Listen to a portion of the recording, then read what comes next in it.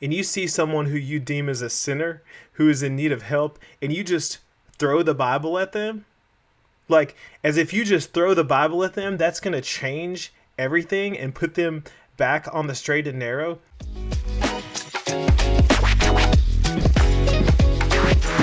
Hello, everyone. It's Holden from Classroom Camp, and I want to look at an article today which I find fascinating. It's not anything new, but the headline reads, "More than 30 Oklahomans, including parents, teachers, file lawsuit against Ryan Walters." In a lawsuit filed Thursday, 32 Oklahomans urged the Oklahoma Supreme Court to block Ryan Walters' Bible mandate. This is on Coco.com, Coco News 5 ABC. And this article talks about this mandate that Ryan Walters issued, basically saying that the Bible needs to be reinserted into the classroom and needs to be taught along history and just however else. And we're going to get into that because I don't have all the facts, I don't have all the answers, but I'm looking for some of them from you Oklahomans who actually know what's going on. Make sure that you listen to what I have to say and leave a comment down in the comment section before you leave today. So here is what the article says from Oklahoma City. In a lawsuit filed Thursday, 32 Oklahomans urged the Oklahoma Supreme Court to block Ryan Walters' Bible mandate. The plaintiffs include parents, teachers, and faith leaders who object to Walters' extremist agenda that imposes his personal religious beliefs on other people's children, according to a news release. So, and here I want to read this as well. This is from the plaintiff, Reverend Lori Walk, who says, "I'm a faith leader who cares deeply about our country's promise of religious freedom and ensuring that everyone is able to choose their own spiritual path. The state mandating that one particular religious text be taught in our schools violates the religious freedom of parents and children, teachers, and taxpayers. The government has no business weighing in on such theological decisions. I'm proud to join this lawsuit because I believe Superintendent Walters' plan to use taxpayer money to buy Bibles and force public schools to teach from them is illegal and unconstitutional," said plaintiff, the Reverend Lori Walk. So, what all is in this mandate? That's really my question. And I tried to look up exactly what the mandate says and was only able to find just a few ideas. And to be honest, I'm not disagreeing with some of the ideas. Based on what I saw, yes, there are some concerns, but I think the underlying idea, at least what I got from it, is not necessarily something that I disagree with, and I'll explain to you why here in just a second. And look, I could be wrong on all of this.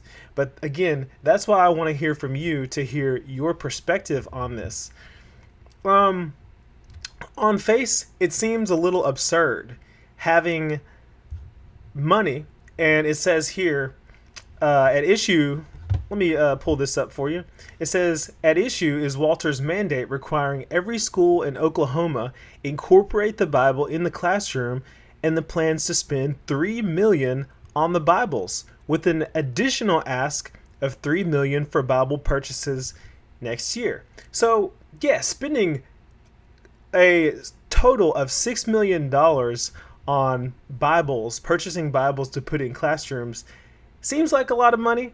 And I don't know much about budgeting and, the overall scope. It seems like a lot of money to me, but again, that could be a fraction of what the overall budget is, like what all money is going to what other resources. So I'm not exactly sure. And on face, it seems absurd spending all this money on Bibles and being like, hey, this public schools, you got to teach the Bible in public schools. Like, you got to teach that Jesus Christ is your Savior, and you got to teach that Peter was able to walk on water, and that there was a huge flood that destroyed everything on earth, and a guy named Noah saved us. All this stuff in schools. It's like, wow, are you really going to go that route? That seems like indoctrination. Not everyone is a Christian. There are lots of other belief systems out there, lots of other religions. How are you going to force this on students? But what I was able to see this issue in a different context, and it is based on this other article that I have here. Now, this is from PBS News. It says, Oklahoma education head discusses why he's mandating public schools teach the Bible. And this is from way back in July of this year, July 1st, 2024. And here's what it says, because the person who is interviewing Ryan Walters basically says, she brings up some of the arguments that are being brought against this mandate. She says this is about claiming the Christian nationalist myth that America is a Christian country. And this is also about preaching and not teaching, because when Ryan Walters announced the policy, he made clear that he was requiring teachers to have the Bible in every classroom and, quote, to teach from it. That's not educational, that's indoctrination, and it's unconstitutional. And yeah, I can understand that. I agree with that it's indoctrination, and I wouldn't do that in public schools. I think we have private Christian schools for that sort of thing. I went to a private Christian school during my elementary years, and look, I loved it, and I will back it and support it to this day.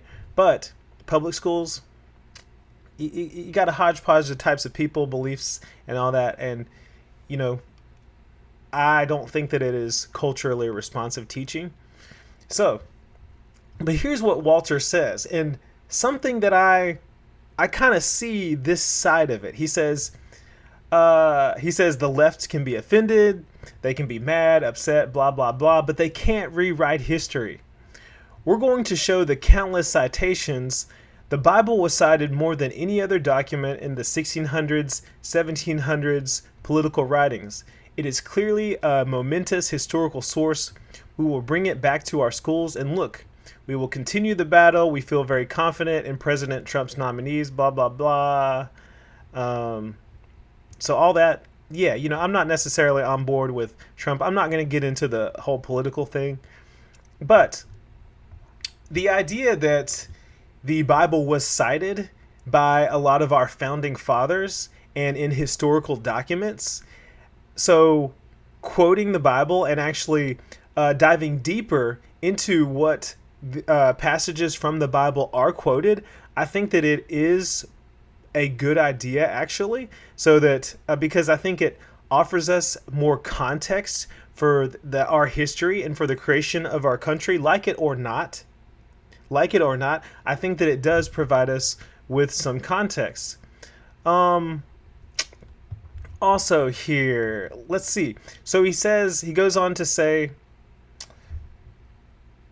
first, you made an absurd assumption there, which is the Declaration of Independence and our rights come from our Creator. That was a distinct change in a world history there. He says, and what we're going to do is we're going to make sure kids know history. They're going to see citations. They're going to see quotations. They're going to see directly from the individuals who said the Bible impacted their decision making. That is in our standards. If teachers don't want to teach it, they're compelled to teach it, or they can find another job. Okay. Blah, blah, blah. So he's like, yeah, you're going to have to teach it.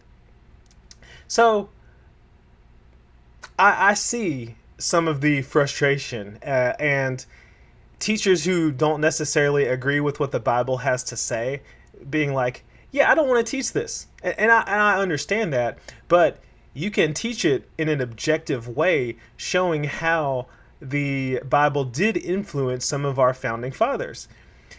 I do think that this is a good idea. And from this perspective, it's not so bad. It's not so bad. At least that's what I think.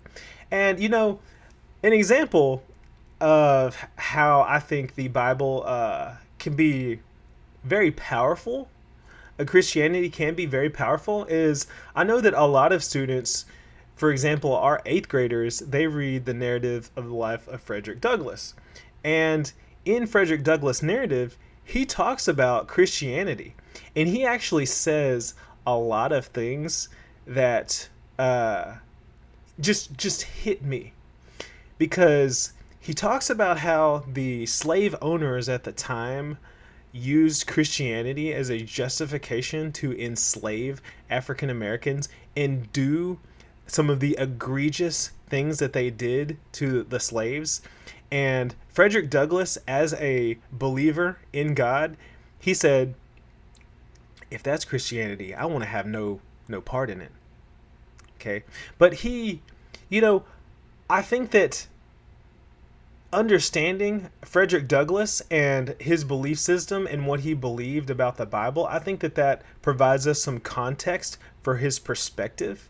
And, we look at things such as author's purpose and why they write what they write and that sort of thing. And so I think that having the Bible as a supporting text for a study of the narrative of the life of Frederick Douglass, and seeing what Frederick Douglass saw in the Bible and how he applied it to his understanding of the situation he was in, I think that can actually be a good idea, in the same way that it could be useful for understanding history, some of the laws that were made, the founding, the writing of our Constitution, various state constitutions, all of that. I think that it can be useful. Now, of course, like I said, I'm not in the know on all of this. And I did read some of these other articles, talking about the budget and how, he wants $3 million. Here in this article, it says, so this would give us the ability to utilize $6 million in less than 2 years to ensure that the Bible hasn't been driven out of Oklahoma classrooms. It would be a significant step for Oklahoma to ensure that we're now allowing the left to censor American history, said Walters. Obviously, he's got a grudge against the left. And like I said, I'm not going to get into politics. I don't agree necessarily with that stance on doing it to spite the left or anything like that. But I can see the value in using the Bible in some limited capacity in the classroom. So that's my stance on it.